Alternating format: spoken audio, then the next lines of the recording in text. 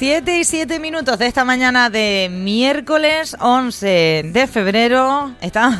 Les voy a ser sincera, les voy a ser súper sincera, para que ustedes no saben el intríngulis que os sucede aquí en la radio, porque no nos ven, además es de noche, aunque vinieran no nos verían, pero es que estábamos nosotros por fuera, pues comentando el tremendo suceso de ayer. Yo les prometo que si no llegan a hacer fotos y no me fiara yo del Consorcio de Seguridad y Emergencia, porque con esto de la IA no me creo el boquete que abrió la guagua, cómo se quedó la guagua. Yo de lo único que me alegro y espero, me alegro. Creo que los conductores del accidente de guagua de ayer, de las dos guaguas implicadas, están bien. Uno de ellos es verdad que fue trasladado al hospital, no han explicado por qué, pero en primera instancia se dijo que estaba bien. Yo no sé si habrá sido a lo mejor tema de nervios de ese momento, te llevas un susto.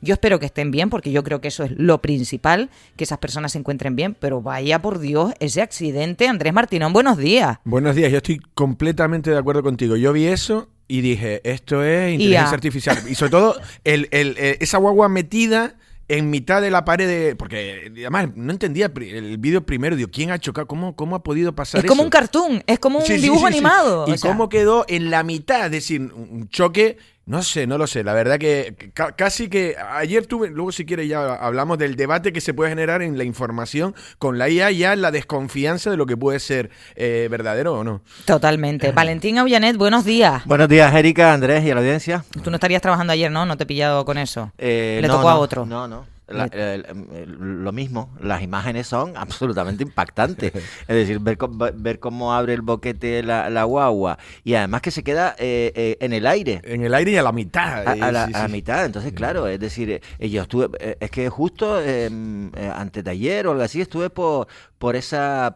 zona porque, bueno, recuerden que con el tema de la fiesta de la prensa, a mí me tocó uno de los premios y tuve que ir a recogerla a Chacón. ¿Qué premio era? ¡Ostras, es verdad! No, era una ibérico, ¿no era? Era un no, jamón. ibérico no era. No era ibérico. Pero no te lo pierdas. Resulta que claro, no les quedaba el jamón ese que tenían y entonces me dieron un vale para que me lo gastase por el importe en cosas y bueno, y me hice una comprita. Igual te renta más. Sí, porque un jamón ahí para mí solo, la verdad es que era demasiado. Ya estaba cortándome ahí y como está como está la cesta de la compra, también te digo, igual te renta más. Yo les habría dicho que sí con los ojos cerrados, ¿eh? Sí, no, y la verdad es que me hizo una comprita interesante, estaba muy bien. ¿Pero estabas comprando cuando pasó lo de las guaguas? No, fue el día, no sé cuándo fue. Ah, vale, hace unos días. Que estuve por ahí, aparqué el coche en el garaje de Chacón para ir a comprar y estuve justo por esa la zona de los Alonso, claro, esa, ¿no? Que le llaman, ¿no? La parte y nada, y ahora viendo las imágenes para hacerme una concesión del lugar de cómo fue el accidente, porque la verdad es que es bastante extraño, por lo que he oído, es una cosa bastante accidental, en la limpieza, el acelerador, no sé. A ver, para quienes nos estén escuchando, la información está toda en Lancelot Digital, la venimos contando desde esta mañana, pero bueno,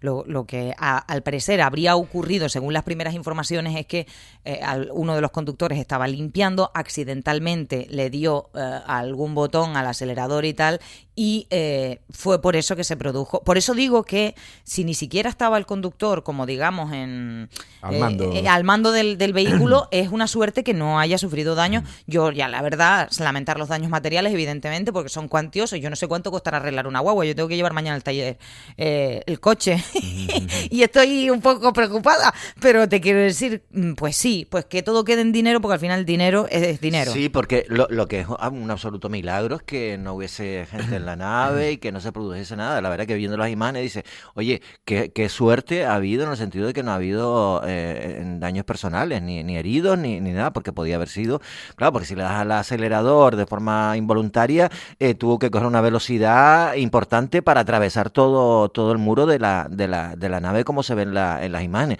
Es que quien no vea las imágenes no se hace no se ubica bien en las dimensiones del accidente. Y si me lo permiten, entren dentro de la noticia, porque esa fue la imagen que a mí ya me terminó de explotar la cabeza. Yo ya cuando vi el vídeo, que es lo que ustedes ven por fuera, si entran en lancelotdigital.com ven como un vídeo por fuera y se aprecia, vale. Pero ya después el Consorcio de Seguridad y Emergencia mandó más fotos que están dentro de la noticia, que cuando yo la vi es lo que explicaba Andrés, es cuando se ve la guagua, pues, medio suspendida en una nave ahí interior, era algo de película. Yo la verdad que yo tengo, bueno, uno de los, le hemos hablado alguna vez, el confidente de secreto, el confidente amigo que tengo, que debe ser, porque tampoco lo controlo mucho, conductor de guagua. Entonces empezaban a hablar chat, pasaban conversaciones de conductores, también hablaban de ese tipo de modelo, no voy a decir ni mucho menos la marca, de que a lo mejor, como te acuerdas cuando el McDonnell Douglas, el avión del Spanair, que hubo sí, tenía unos fallos. Sí, que hubo un incidente aquí que casi también, que tuvo que remontar el vuelo, entonces se demostró que tenía determinados fallos. Empezaron, son teorías de, ya digo, de profesionales y de conductores que uno ni entiende. Es verdad que es muy raro, y sobre todo porque cuando ves el vídeo, una guagua está lastimada por un lateral y luego llega al fondo, se queda, en fin. Y simplemente, y si quieren, y termino con lo del debate ese, porque ayer precisamente hablaba con un informático y que me empezó a hablar de otras cosas de IA, está todo el rato hablando de la IA.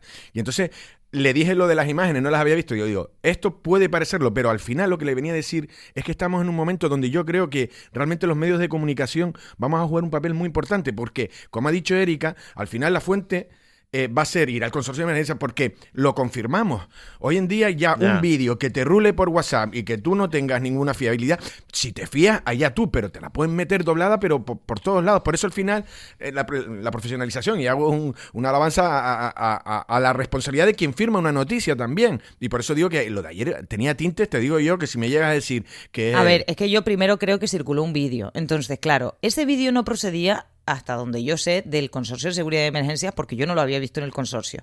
Entonces, toda vez que llega la información del consorcio, además con texto, no solo fotos, sino explicado lo que ocurrió, es cuando ya podemos confirmar que ese vídeo es real. O sea, yo estoy 100% contigo. Es la típica noticia súper extraña que ocurren, los accidentes pasan, pero que hay que contrastar y confirmar, y en este caso yo creo que ahí destaco yo el papel fundamental del Consorcio de Seguridad y Emergencia y la vía de conectar con los medios de comunicación. Y además tiene mucho sentido lo que haya sido, pues eso, un accidente en el sentido de que en esa zona un choque entre dos guaguas, a ver, ahí no puedes ir a velocidad, siempre hay muchos coches aparcados, es decir, no es un tema de dos guaguas que van a velocidad, no, es decir, probablemente lo que haya pasado, que tampoco lo tengo seguro, es que el accidente de estar limpiando y darle la es lo que provocó el choque con otra guagua que no sé si que estaba también aparcada, y cuatro coches también que se vieron afectados, pero claro, al darle al acelerador, aquello salió como un volador y nada, y arrasó con todo lo que tenía delante. Por eso digo que oye, es todo un milagro que no hubiese gente dentro, porque a la velocidad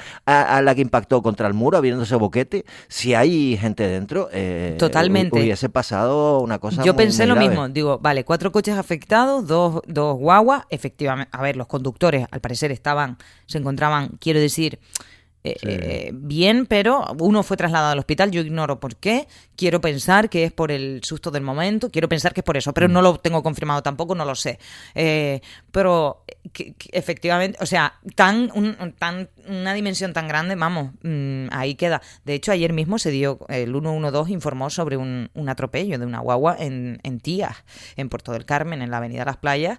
La verdad que yo espero que esta persona se recupere, un hombre de 50 años que bueno, tenía politraumatismos de carácter grave debido a ese atropello. Quiero decir, una guagua no es de un coche, a lo mejor medio escapa, y dependiendo de la velocidad a la que vaya, pero de este accidente de tanta magnitud... No, y todo suceso depende de la magnitud, es decir, no es lo mismo un coche que una guagua o un camión. Cuando hay un accidente de un camión, y si en un coche, una furgoneta, y si la furgoneta es de la policía, pues más, todo tiene su grado, ¿no? ¿Y por qué? Porque la trascendencia puede ser mayor, porque puede haber interior. Luego, si es una guagua que lleva niños, ya multiplica. Claro, y en este caso es eso, no había pasajeros en ninguna de las dos guaguas, entiendo. Sí, las cocheras. Fue limpiando, y bueno, no sé exactamente cómo se produce. O sea, no conozco el funcionamiento de esa guagua, cómo se produce, pues eso, que esté limpiando la guagua y le deja el acelerador y pase eso. No sé exactamente cómo fue, pero afortunadamente también no había pasajeros en ninguna de las dos guaguas, ni en los coches, que también estaban, pues supongo que aparcados o en la nave. Sí. Te cuento un secreto, seguramente en Lanzarote Televisión, en el informativo, lo vas a poder ver, porque los compañeros, ¿verdad, Andrés? Suelen Claro. suelen hacer... No, pero en serio, explicarle a la gente cómo ocurrió. ¿Qué pasó? Por cierto, hablando de Lanzarote Televisión y de Café de Periodistas, Valentín, que tú estabas ayer, escuché un poquito, porque me habían dicho que la vicepresidenta del Cabildo y consejera de Hacienda, María Jesús Tobar, puede ser que haya sido la vez que más clarito haya hablado. Sí. Sí, nos sorprendió a todos, lo estuvimos comentando. Bueno, se lo dijimos a ella cuando terminó la entrevista, a María Jesús Tobar, la vicepresidenta y secretaria general del Partido Popular, porque sobre todo lo que fue un desahogo personal de ella en relación con una situación que ha vivido que ha sido muy, muy complicada, que es lo de la investigación que abrió el Tribunal de Cuentas en Madrid en relación con las famosas subvenciones que afectaron a Eva de Anta, a Vicky Sande y a María Jesús Tobar, siendo las tres en diferentes etapas, lógicamente, concejalas de servicios sociales por unas subvenciones que se dieron a gente con escasos recursos por diferentes motivos, súper justificado de las subvenciones, pero hubo un error administrativo que no se controló el reintegro, o sea, no se pidió el reintegro de las subvenciones, porque se entendía que que todo el mundo había utilizado el dinero para que lo habían pedido, y volvieron a solicitar esas subvenciones y se le dieron sin que se justificasen las mismas. Nada, una idiotez de error administrativo que todo el mundo entiende que se puede cometer. Y que detrás no hay absolutamente nada, ni quebranto económico para el ayuntamiento ni nada. Pero claro, ella estuvo diciendo que el calvario que ha pasado, porque claro, después en la prensa aparece ella yendo en Madrid al Tribunal de Cuentas, que se abre juicio por esta cuestión, y claro, que si está imputada, le han llegado a decir, y ha sufrido bastante, al margen de que, el hecho de que se haya abierto, digamos, esta investigación por las subvenciones ha provocado que haya tenido que asumir entre las tres concejalas, pues eso, el monte de lo que supuestamente no se comprobó de las subvenciones, que es una cantidad que en su caso eran como 38.000 euros, lo que la ha llevado, por ejemplo, a tener que hipotecar su casa para poner ese dinero.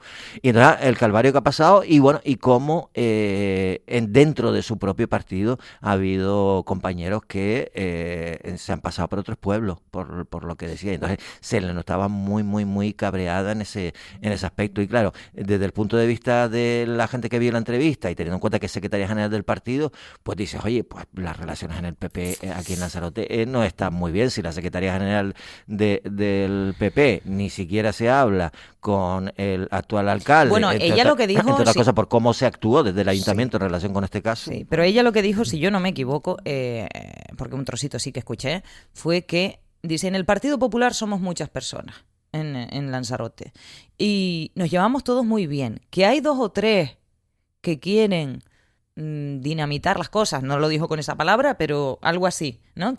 Hay 2 o 3 que quieren ir por libres, que vayan, dice, pero aquí somos muchos y muy unidos.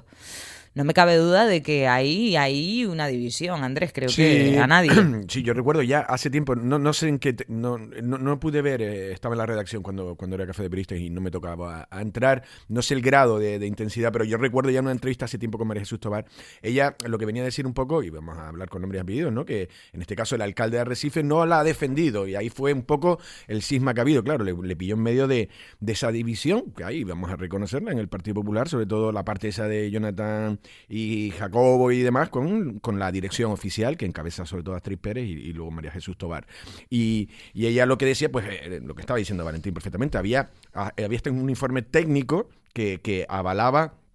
Lo que venía a decir es que no había... Quebranto económico. Efectivamente, y que no había... que lo que se dio, como dice Valentina, había hasta bonos de comida, o sea, había ayudas que eran elementales. Ayudas para sepelio incluso, gente que no tiene... en distintas etapas y incluida en el COVID. Entonces, ella lo que viene a sentir, y ahí yo creo que es cuando te pilla el fuego cruzado en una división, empiezan a apuntar para todos lados, y yo sí creo que ahí tienen una cuestión a resolver. Es verdad que luego, por otro lado, la figura de Jonathan de León también se está haciendo fuerte. Entonces yo no sé si desde arriba, desde el Partido Popular en Canarias también quieren a Astrid, pero también quieren activos positivos. Yo no sé si no tiene una alcaldía de una isla, ¿no? La capital no la tiene el Partido Popular Creo que no sé qué es lo que más tiene. La Palma tiene así un alcalde potente o... Sí, el que fuera presidente del Partido Popular, el alcalde de Santa Cruz.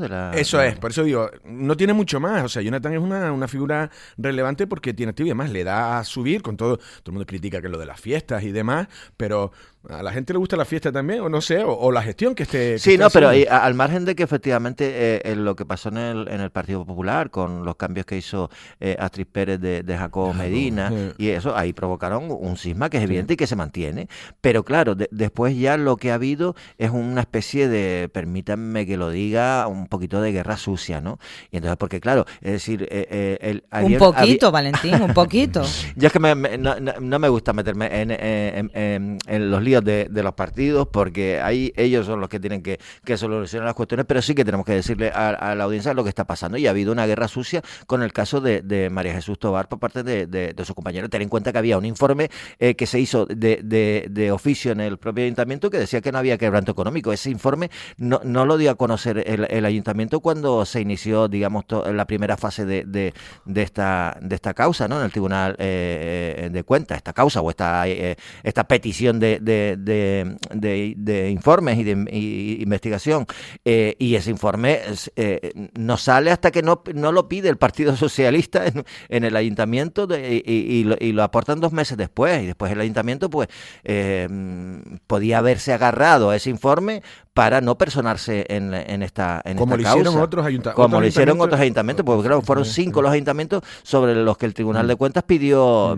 información sobre determinadas subvenciones. Y ya hay que recordar una cosa, aquí no es que ninguna de estas personas de estos cargos públicos se haya quedado con dinero, que hayan malversado, no, simplemente es que en un trámite que es el justificar si las subvenciones se han utilizado para lo que se daban, que era para cuestiones de absoluta y urgencia y necesidad, pues se dieron bien o sea, se utilizaron para lo que era o no, nada más. Aquí no hay absolutamente nada más. Y claro, y después cuando algún medio de comunicación o algunos medios de comunicación sacan la foto de María Jesús Tobar entrando en el Tribunal de Cuentas en Madrid y bueno, y se le da poco menos que un tratamiento de una persona imputada que va a ser metida en la cárcel, más o menos, pues claro, eso le ha afectado a nivel personal. Y además María Jesús Tobar es una persona que no es el prototipo de político al uso que tiene muchas tragaderas, una persona que se le nota que este tipo de cuestiones le afectan muchísimo a nivel personal, ¿no? Bueno, veremos qué es lo que ocurre con este tema. Andrés, ayer en la tele, en el informativo, sacaron una pieza hablando de un anuncio que había hecho la presidenta de la Autoridad Portuaria de Las Palmas, Beatriz Calzada, que no me quería equivocar, porque tenemos a varias Beatriz por ahí que tienen cargos de relevancia, y yo me alegro de que estas mujeres estén por ahí, pero claro, después me confundo. Que muy buenas noticias de inversiones, pero por desgracia parece que Lanzarote se queda fuera. No sé, ella hace algún tiempo también había aparecido alguna información en ese sentido y ella había dicho que no, que sí que había cosas para Lanzarote, que había que contrastar bien, pero no sé si esto es así. O sea, realmente fue ella misma quien lo anunció, ¿no? La autoridad portuaria ahora lo que está diciendo es que se está trabajando en unir el dique de abrigo, que ya está hecho para evitar los temporales del sur, y la plataforma en la que está el muelle de cruceros. Pero con eso llevan, no sé, un tiempo diciendo que esa es su gran obra. Lo que viene a decir la noticia, y que ella misma lo confirmó en el foro de prensa ibérica, ¿no? El grupo editorial en Gran Canaria, claro, ahí estaba en Gran Canaria. Entonces, claro, el periódico La Provincia, que es de ese grupo, destacaba los 122 millones detallados que se iban a destinar al puerto de La Luz y de Las Palmas. Hablaba del muelle Santa Catalina, 25 millones, del muelle no sé cuánto, del que sea, ahora no me acuerdo, del León y Castillo, de todo. Claro, yo creo que la mujer se centró en eso. Luego, de paso, habló de las inversiones que es Fuerteventura, porque hay que recordar que la Autoridad Portuaria de Las Palmas es de la provincia de Las Palmas, y los puertos principales son los puertos del Estado, por ejemplo, los puertos donde se mueve todo el tráfico marítimo y demás, son los puertos de Las Palmas, de Puerto del Rosario y de Arrecife. Los 122 millones para el puerto de Las Palmas. Luego, hablado de casi unos 44 millones que se están invirtiendo en Puerto del Rosario para ese muelle comercial, pero que es un proyecto que parte del 24 al 28. Entonces, esos 44 millones están en toda esta fase. Entonces, sí va a haber actividad en este 26. Y lo que viene a decir es que se está preparando el proyecto, y además hablaba como de ciertas complejidades que hay para preparar esa unidad. O sea, todo lo que nos va a venir a nosotros es unir ese dique de abrigo con la plataforma del muelle de cruceros. Y claro, y no se hablaba ni de inversión, se está hablando de redactar un proyecto. Es decir, estas cosas de puertos es que no van ni a empezar en el 26 y luego ya veremos cuándo empezaría.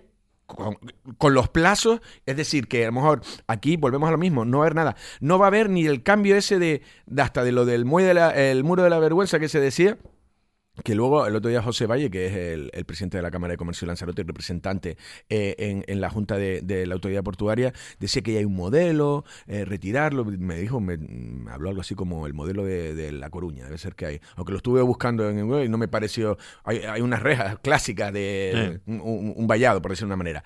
En fin, que ni eso se ha hablado, que eso podría tener un coste menor, ni todo desarrollar ese proyecto ni las piscinas, eso ya está casi descartado, me decía José Valle, ni recuperar la zona del faro ese de la luz que nos guía, ese de la Cruz del Mar, que es abrirlo, hacer una plaza más pública, porque el muro pasa por ahí. En fin, que Gran Canaria 122, Fuerteventura 44 y Lanzarote 0, es un poco el resumen.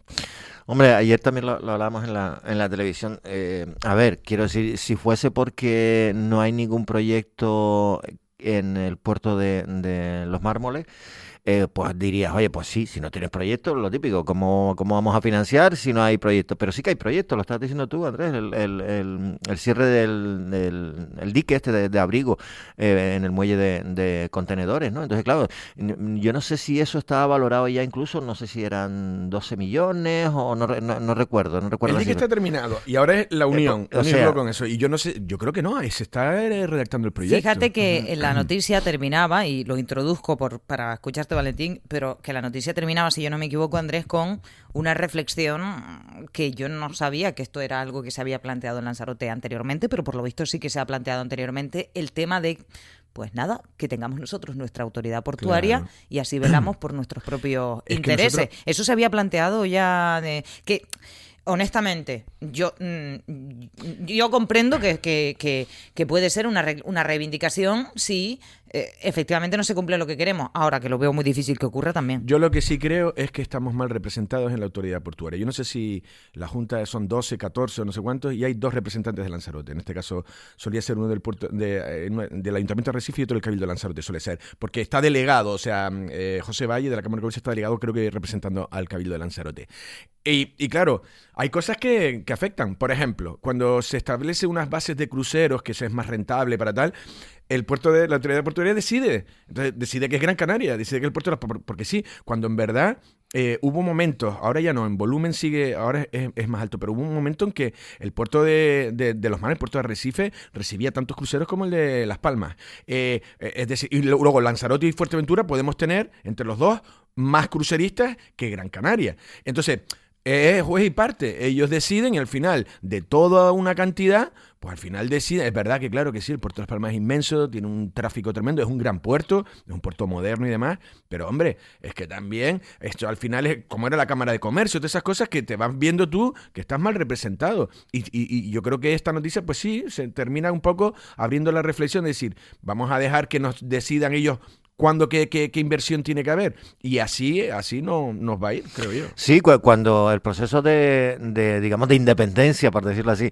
de la Cámara de Comercio de Lanzarote, de la Cámara que era en este caso también provincial, también en aquel momento yo recuerdo que se habló de la posibilidad de hacer la misma propuesta con el puerto por la falta de inversiones, porque además en anteriores épocas, incluso con otros presidentes, el tratamiento hacia Lanzarote había sido, criticado desde aquí, pero muy mucho por la falta precisamente de inversiones, ¿no? Y en aquel momento se habló de esa posibilidad. Es decir, a ver, tenemos solo 2 representantes, pero después también Lanzarote está representada por las organizaciones empresariales que son también de carácter provincial. Pero claro, es decir, el peso que tiene uno ahí es inferior al de de Gran Canaria en este caso. Yo no sé hasta qué punto esto podría ser factible. Ayer lo comentábamos también, creo que fue Carlos el que planteó que bueno, que una nueva autoridad portuaria es crear un nuevo organismo con nuevos gastos, con nuevo no sé qué, pero vamos, si eso sirviese para que las inversiones viniesen en función de las necesidades, pues oye, habría que planteárselo también. Pero esto es una cuestión de que tienen que ser los partidos políticos los que la canalicen, como en el caso de la Cámara de Comercio hicieron los empresarios. Aquí estamos hablando de que deberían ser los propios partidos políticos los que iniciaran, digamos, esta reflexión en torno a los aspectos positivos que puede tener tener una autoridad portuaria a nivel insular y otra de Fuerteventura, lógicamente. No, yo lo que decía, porque me estaba recordando lo que estaba citando de Carlos, que había dicho que a lo mejor serían más gastos y demás, pero eso te acuerdas, eso se planteaba, y te acuerdas, tú lo viviste, la salida de la creación de la Universidad de Las Palmas de Gran Canaria, la Universidad de Las Palmas, más principal, de salirse de la Universidad de La Laguna, que dependía, y volvemos a lo mismo, ahí dependía de lo que la Universidad de La Laguna quisiera decidir sobre los campus en las otras islas.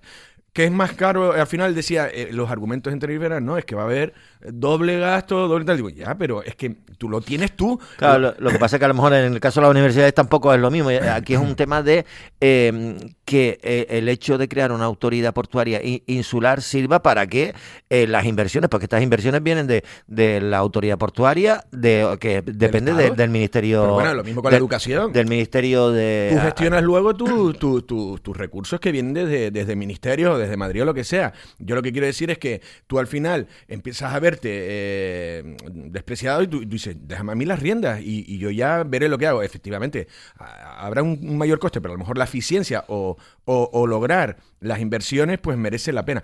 Yo lo que sí creo es que hay una especie de maltrato también en tanto la autoridad portuaria y luego también lo de AENA también. Lo de AENA también. A eso quería yo llegar, porque ayer también la directora general de Transportes del Gobierno de Canarias, María Fernández, pues se celebraba la mesa interadministrativa del transporte, creo que se llama así, para debatir distintas cuestiones. Ella anunció que ya se había enviado al ministerio correspondiente y a la propia AENA un escrito solicitando lo que venimos solicitando desde Canarias desde hace mucho tiempo, que es participar en la toma de decisiones.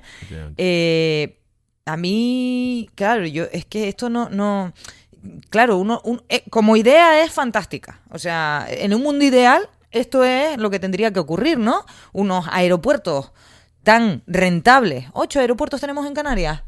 8 aeropuertos tan rentables. O sea, ¿cuántos aeropuertos hay? Es que, claro, uno por cada isla. Y a cada isla, tiquitín, chiquitín, chiquitín, factura, ¿no? Entonces, y en un mundo ideal esto sería así. Pero luego vemos cómo cosas tan sencillas como mantener el entorno de un aeropuerto limpio y decente es imposible. Es imposible, que también lo trataron ustedes. Sí. Hemos vuelto. Además, había un vídeo también, ahí también volvemos a lo de antes, de que nos llega a la redacción un vídeo en el que se ve el mal estado de...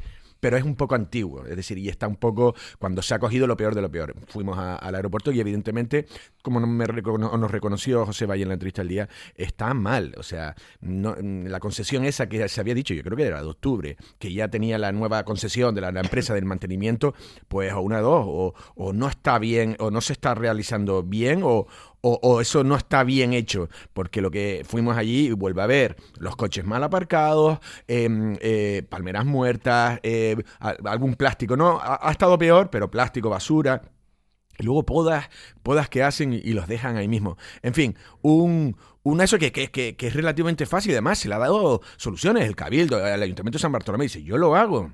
Y ya veremos luego quién le paga o quién le pasa la factura. Pero no, se centran en que eso no puede ser, porque es no sé. Luego no hay publicidad en toda Lanzarote, excepto ahí. Hay publicidad en la zona exterior. Es decir, ingresan, como dices tú, hacen caja de cualquier cosa. Y luego pasan de todo. Además de luego ya... Eso, hay que tener un poco de deferencia. Para nosotros un aeropuerto es una parada de guaguas. Entonces, cuando hay que ir, pues esa mínima diferencia de ir a buscar a alguien, lo de antes, media hora, porque me parece bien que no puede ser el jaleo que hay, que ya cada vez que iban a aparcar, las guaguas no las dejan aparcar, las guaguas de ruta que van a llevar a la gente. Y es verdad que uno tiene que ser cívico, dejar el coche arriba y tal. Pero, hombre, pero no hagas caja porque viene mi madre de tal o que yo me tengo que ir al hospital. Bueno, como si me voy de fiesta, a mí me da igual. Pero esa media hora para recoger a alguien. En fin, que hacen caja de todo y luego el desprecio es tremendo. Y termino. Antes, cuando llevo 20 años aquí en la tele, cuando hacíamos una noticia de AENA y la criticábamos un poco, se activaban en los gabinetes, nos llamaban, eso no es correcto, no sé qué, no sé cuándo. Ahora ya pasan directamente, pero es que pasan de todo hasta de decir, mira, es que nada, es que es verdad. Ya lo reconocen y les da igual y siguen a lo suyo. Es que es eso, le entra por un oído y le sale por el otro directamente. Si no sabemos, creo que hay una directora, ¿no? Una directora, ya ni se presenta, ya no hace nada público. No. Y es que es eso, yo recuerdo hace añitos en que participaban de actividades, tenías información, tenías acceso, era totalmente diferente. No, ahora hay un absoluto oscurantismo y efectivamente es eso, les da absolutamente igual. Es decir, porque lo lógico sería decir, oye, mira, teniendo en cuenta que los medios de comunicación en Lanzarote, por poner el ejemplo de digamos, los exteriores del aeropuerto, están criticando la dejadez que hay, lo mal que están las palmeras, el descuido que tiene la puerta de entrada y salida de la isla, pues y ante eso sacar y decir, mira, desde AENA, desde la dirección del aeropuerto de César Marriquén de Lanzarote, queremos informarle de que estamos en medio de un procedimiento para contratar un nuevo servicio porque el anterior ya dejó de funcionar o lo que sea. Dar una explicación. Oye, que nos lo merecemos. Oye, que es que también a la directora a la directora del aeropuerto de Lanzarote, al de Fuerteventura, a todos los aeropuertos y a todos los aeropuertos nacionales les pagamos con nuestros impuestos porque es una empresa con un 51% de capital público y que da la sensación, que lo decía también ayer, que el otro 49% que está en fondos de inversión privados internacionales, además, unos americanos que Goldman Sachs, es que el otro día me puse a buscarlo y me puse a buscar eso y la rentabilidad de los aeropuertos, el puesto en el que estaba cada uno, etcétera. El Lanzarote está a nivel nacional ahora mismo está en el 10º más rentable y después el primero está Gran Canaria y Tenerife Sur también están entre los 10 primeros. Y bueno, y ese 49% da la sensación de que impone sus reglas, porque aquí lo único que vemos de AENA es que lo que predomina en su gestión es la recaudación pura y dura. Es que, ¿sabes a qué me recuerda eso? Es como si fuéramos una colonia, ¿sabes? Es esa sensación que me da. Es como, yo voy a tu tierra... No somos, como decía un amigo mío, no somos una colonia, somos un mal perfume. Ya, bueno, pues sí. Pues voy a tu tierra, facturo todo lo que me da la gana, me lo llevo calentito... Y a ti no te doy ni... Y te doy 3 mierdas para que te calles y te quedes tranquilo. Pero es que ya ni las 3 mierdas para que te calles, Andrés. Sí, que es un poco lo que decía Andrés. Que honestamente yo el hecho de que reaccionaran lo veo... porque hay quien puede pensar... No, claro, sí, los medios presionando. No, mira, es que es nuestro trabajo. Nuestro trabajo es decir las cosas que no funcionan bien o que se pueden mejorar para que la gente se ponga las pilas y las mejoren. Y esa actitud de decir... Oye... a lo mejor Lancelot sacar algo, oye, esto está mal, tal, no sé qué, y salir a ENA a explicar en el pasado, oiga, esto es lo que está pasando, vamos a hacer esto, vamos a hacer lo otro, es una actitud proactiva de cercanía hacia la ciudadanía, hacia decir, no, nosotros formamos parte de esta comunidad, formamos parte y queremos que esta comunidad prospere y nosotros prosperar también, pero es que la sensación que tengo, te lo juro, con AENA es que le importa una mierda lo que sale fuera del... A AENA le importa lo que pasa por las cajas de facturación. Sí. Y tío...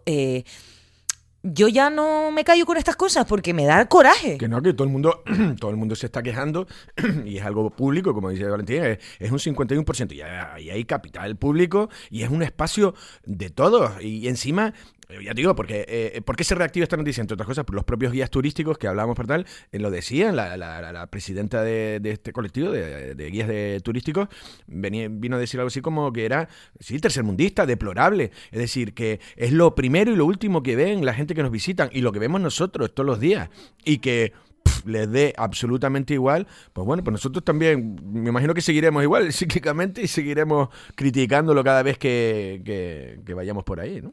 No, yo pensaba que, oye, cuando necesitan a los medios de comunicación tendrán que acudir. Y en ese momento le recordaremos, oiga, que cuando hemos intentado buscar información de ustedes, hemos encontrado las puertas cerradas y una falta de transparencia absoluta, ¿no? Sí, yo siempre digo lo mismo para los políticos y las instituciones y las empresas y tal.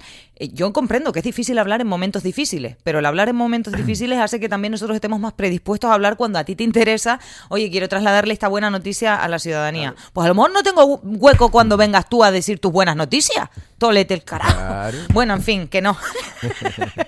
Perdón, que está ya nuestro invitado al otro lado, que voy a cambiar radicalmente de asunto y además que le quiero dar bien la bienvenida porque va a desarrollar una agenda aquí en Lanzarote. Yo quiero conocer más porque igual les suena a ustedes el nombre. La Federación Sur Acoge, que comenzó en Andalucía, pero que se ha ido expandiendo, tienen varias décadas, más de 3 décadas de trayectoria, de recorrido, pues con personas migrantes, y están en Ceuta, en Melilla, también en Canarias. Lo que no sé yo es hasta qué punto aquí en Lanzarote, donde van a desarrollar su agenda, en este caso el director general de la Federación Sur Acoge, José Miguel Morales. Muy buenos días. Hola, ¿qué tal? Muy buenos días. Bueno, no sé si me he explicado muy bien, pero era un poco para poner, ¿no?, en situación a quienes nos escuchan. Cuéntenos un poco qué les trae a Lanzarote, si es la primera vez, que lo ignoro, o si ya han venido en otras ocasiones, y cuál es la agenda que tienen prevista. Bueno, nosotros más que venir estamos porque al ser una federación lo que ocurre es que hay asociaciones de distintos puntos que pertenecen a la federación, y aquí desde hace algo más de un año pues tuvimos la buena noticia de que la muy buena gente de Acciones Unidas, que es una entidad de largo recorrido ya en la isla, decidió sumarse a nuestra federación. Así que bueno, yo en realidad vengo a acompañar a la gente de Acciones Unidas en su trabajo, y en este caso a explicar en qué va a consistir, o lo que sabemos de lo que va a consistir esa ansiada regularización extraordinaria de migrantes. Fíjese que, porque efectivamente ustedes llevan tantísimos años dedicándose a esto, pueden ser los que más conozcan la situación real de estas personas, pese a todas las informaciones que estamos conociendo, y en eso quisiera yo preguntarle. La última noticia que tenemos a nivel internacional, que la publica hoy El País, es que la Comisión Europea advierte a España, estoy leyendo textual, que un permiso de residencia no es un cheque en blanco. El comisario de Migración, Magnus Brunner, afirma en la Eurocámara sobre la regularización del Gobierno de España, deberá asegurarse de que su decisión no tiene consecuencias negativas en la Unión Europea, dando por hecho que una regularización de personas migrantes tiene consecuencias negativas, entiendo yo, por este titular y por esa afirmación, ¿no? Pero a mí sí me gustaría saber cómo lo valoran ustedes y qué piensan ustedes de todas estas informaciones que conocemos. Bueno, estas declaraciones del comisario europeo seguramente tengan que ver con esa postura un poco cobarde que está teniendo buena parte de la Comisión Europea frente a la ola xenófoba que recorre, por desgracia, Europa. Porque en la práctica Europa es muy consciente de que conseguir que cientos de miles de personas pasen a normalizar su situación en el país, a cotizar a la seguridad social, a poder acceder a la educación a todos los niveles, es una mejora social. De hecho, la semana pasada la Comisión Europea reconoció que le pareció una buena iniciativa.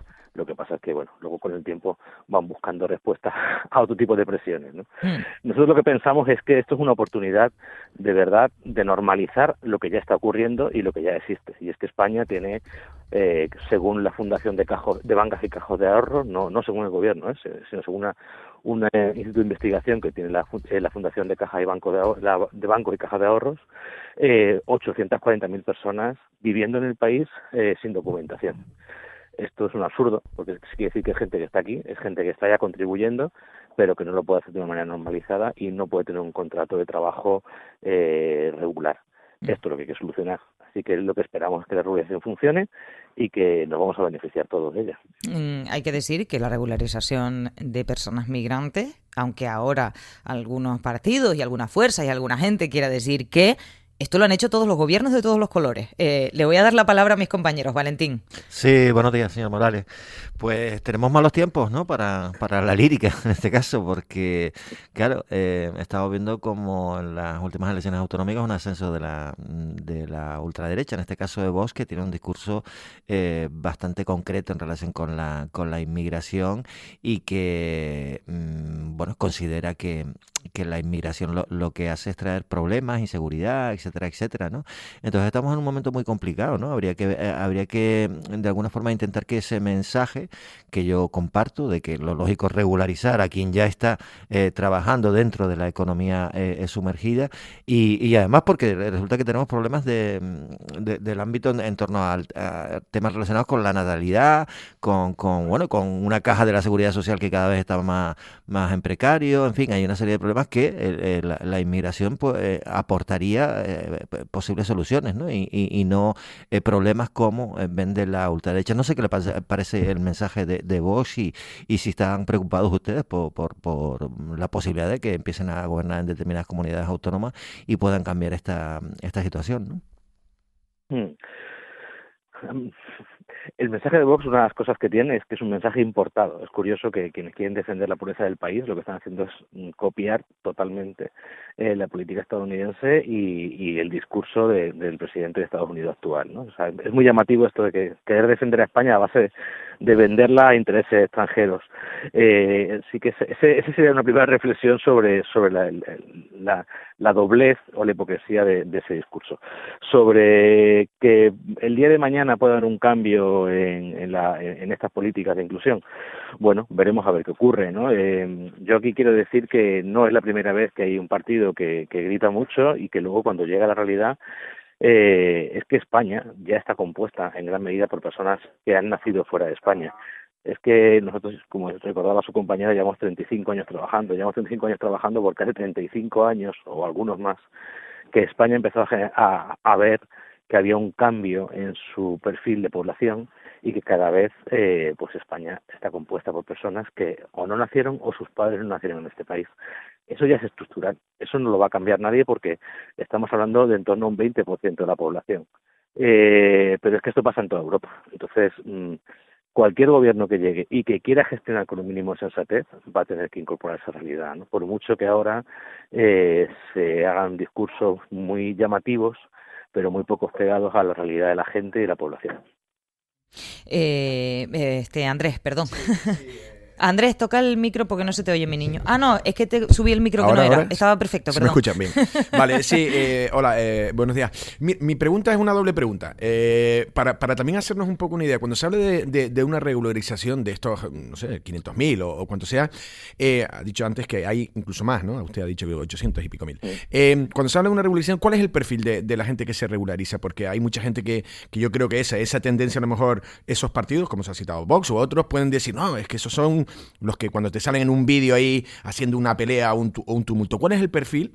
Y luego también, por otro lado, la ley de, no sé si ahora es de extranjería o para aceptar, ¿no?, la inmigración, también un poco si es un círculo vicioso, porque es complicado contratar, ¿no?, en el destino, en el origen, luego el arraigo tiene que ser, creo que eran de 3 años, se bajó a solo 2, pero a 2 que sigue siendo mucho tiempo. No sé si esa doble vertiente, ¿quién se regulariza? Porque yo creo que entiendo que lo que va a decir es la gente que está trabajando, pero de aquella manera.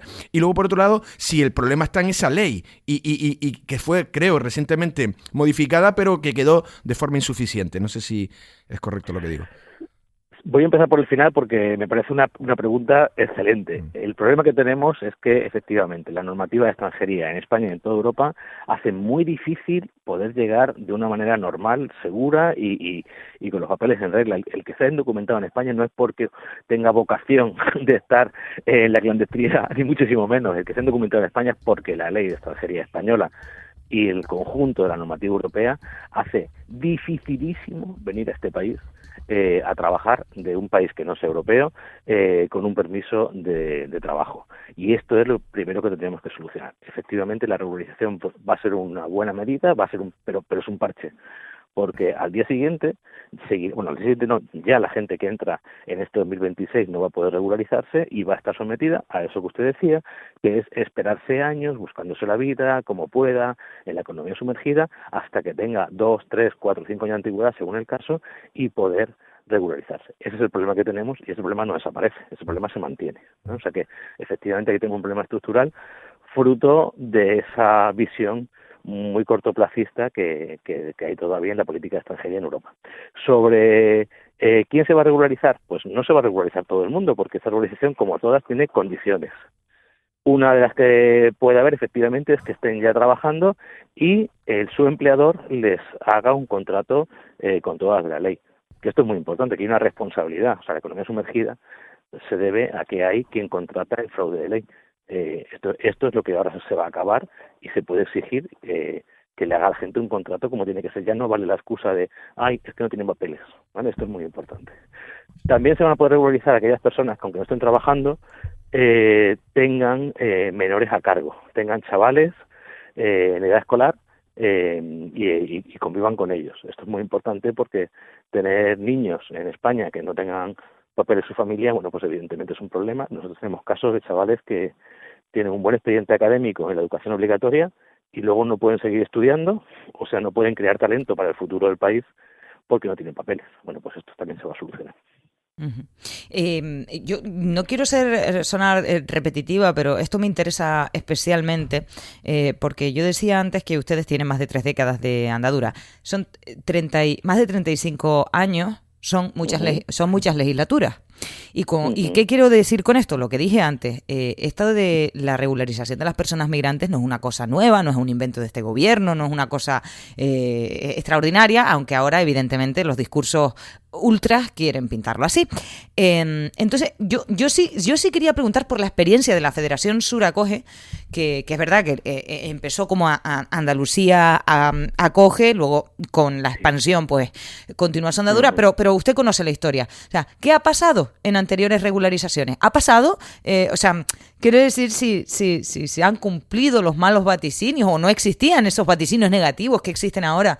¿Qué ocurrió en regularizaciones? Porque entiendo que ustedes han vivido otras regularizaciones de personas migrantes que cambian completamente la situación, ¿no? Efectivamente, las hemos vivido y las hemos sufrido todas, porque todas implican una carga de trabajo muy esperanzador, pero enorme para nuestras asociaciones. Pues en todas siempre ha habido quien decía esto es un horror, se va a acabar España, se va a llenar de mala gente. Esto siempre ha ocurrido, no con la fuerza que ocurre hoy día, porque no existían las redes sociales, que como ustedes saben son unas grandes replicadoras de ese discurso. Bueno, eso también hay que decirlo.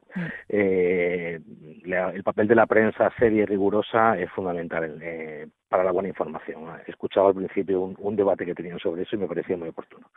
En este caso, sobre las regulaciones anteriores, pues en el caso de Aznar, si no me falla la memoria, se hicieron 2 regularizaciones, ya la etapa anterior de Felipe González hizo alguna también, y luego posteriormente en el gobierno del PSOE de Zapatero también hubo una regularización muy significativa.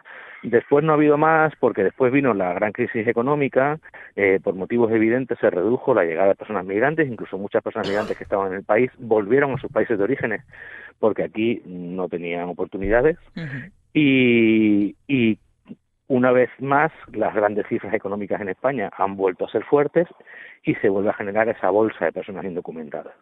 Hasta ahora todas las regularizaciones lo que han generado es más ingresos en la seguridad social, mejores ingresos por alta seguridad social, mejor funcionamiento de la economía porque se activa el empleo y una mejor situación en las calles en la medida en que la gente que no esté condenada a estar escondida, a estar en esa situación de vulnerabilidad que está sin papeles, pues puede normalizar su presencia en el país y su convivencia.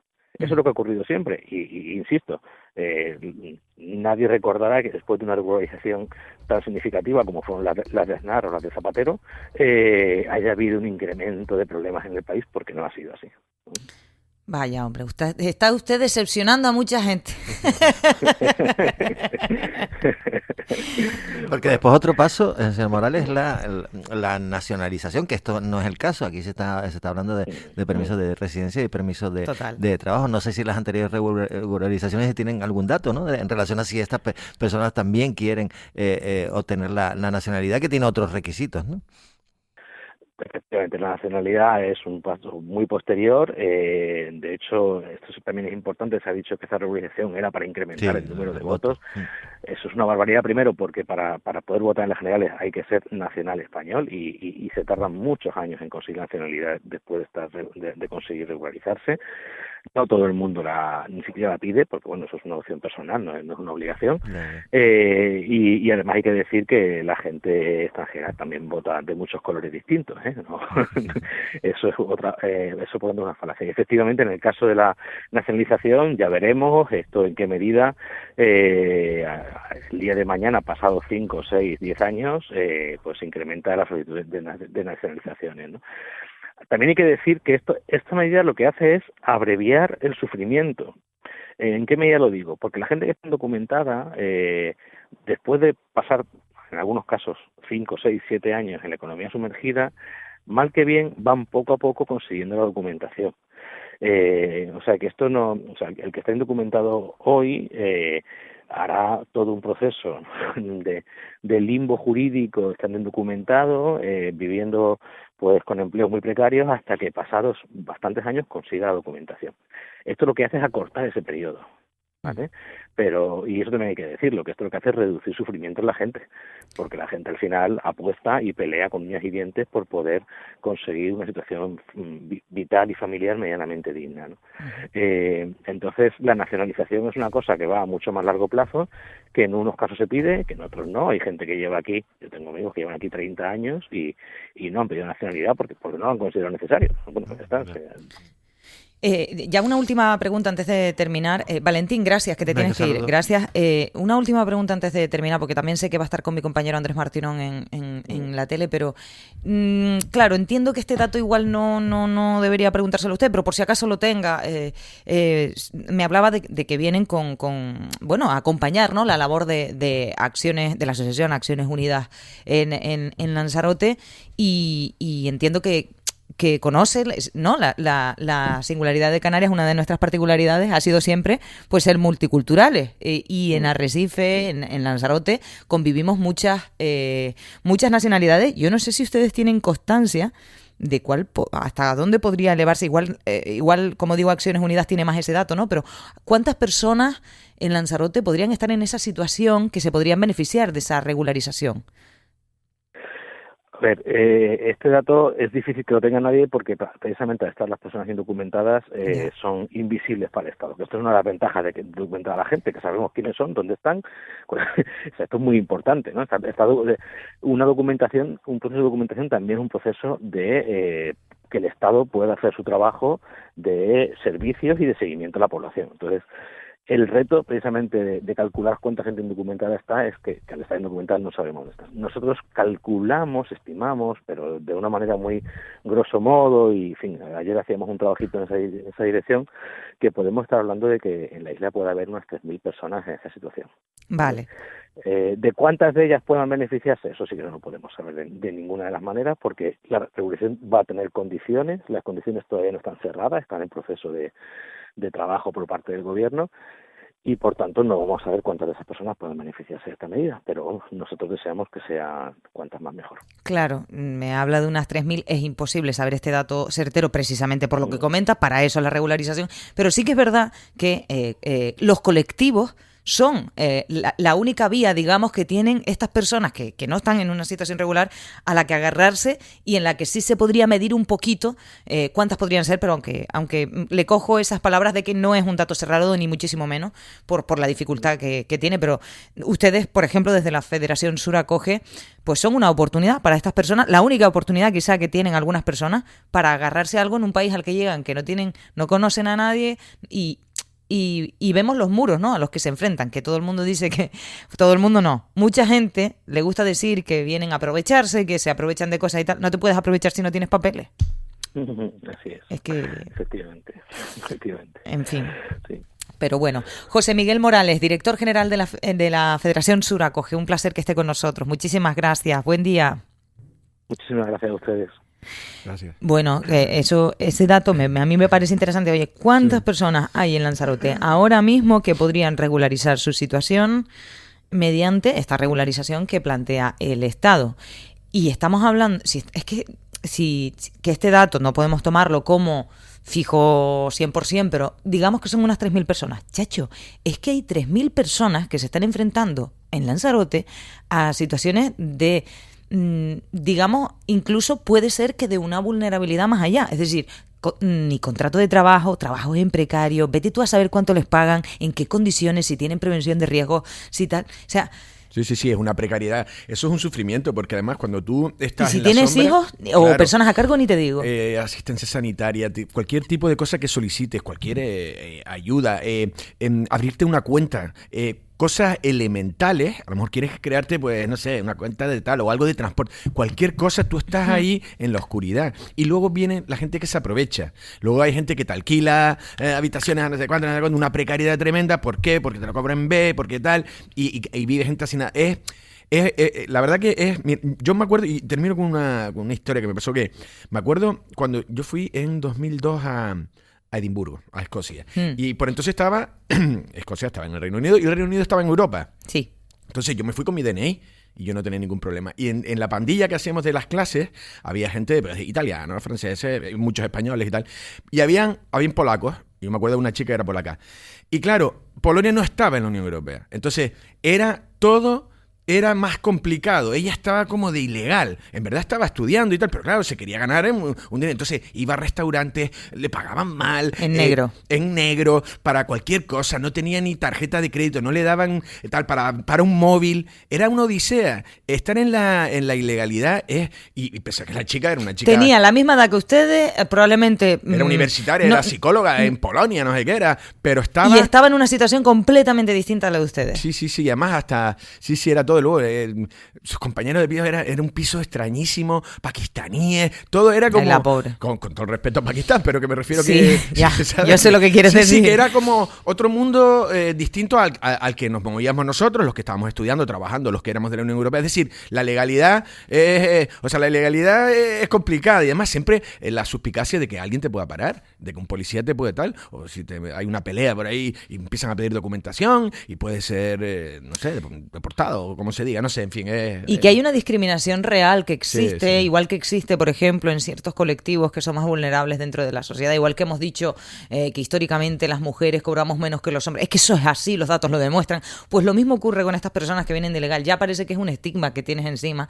Entonces, qué menos que si estas personas están trabajando y al fin y al cabo contribuyendo, pues claro, lo hagan de forma legal y con cierta tranquilidad, que no lo van a tener fácil igualmente, sí. Porque no lo van a tener fácil, pero con cierta tranquilidad. Ayer escuchaba algo de que alguien de Vox, no me acuerdo quién, a nivel nacional, decía que con esta regularización se hacía peligrar el estado de bienestar de los españoles. Y yo me pregunto qué es el estado de bienestar, si no una gran parte importantísima en nuestra sociedad envejecida, por ejemplo, a las personas que cuidan a nuestros mayores. Porque cuando muchas personas que nacidas en España con parientes y padres y abuelos y generaciones en España, quiero decir, que probablemente sean migrantes también, pero bueno, ya no quieren trabajar, por ejemplo, en temas de auxiliar de enfermería o temas sociosanitarios, ¿quiénes están, por ejemplo, cuidando en las casas a nuestras personas mayores? ¿Quiénes? Sí. ¿Quiénes? Y además, y luego, y la inmigración luego, lo que no sé si se ha comentado ahora, pero que es decir, que no se crean que es gente que viene en patera y nada, estamos hablando de las colonias, sí, las comunidades más importantes, Colombia, no sé, otros países de Sudamérica que vienen con su vuelo, pero que luego les cuesta y es un laberinto tremendo. A mi abuela la cuidó una mujer, además que yo le cogí un montón de cariño, porque era maravillosa la mujer, la cuidó una mujer que venía de Colombia y nos explicaba la situación que tenía y tú decías, tío, pero si lo único que viene es a trabajar. Un laberinto. Lo único que viene es a trabajar y además que lo hacía súper bien. Sí, además sí, que trabajaba súper bien. Si eso no es el estado del bienestar, es decir, que nos cuidemos unos a otros, que alguien me venga y me diga qué es lo que es. Totalmente. En fin, Andrés Martínez, gracias. Erika Cerdeña, gracias.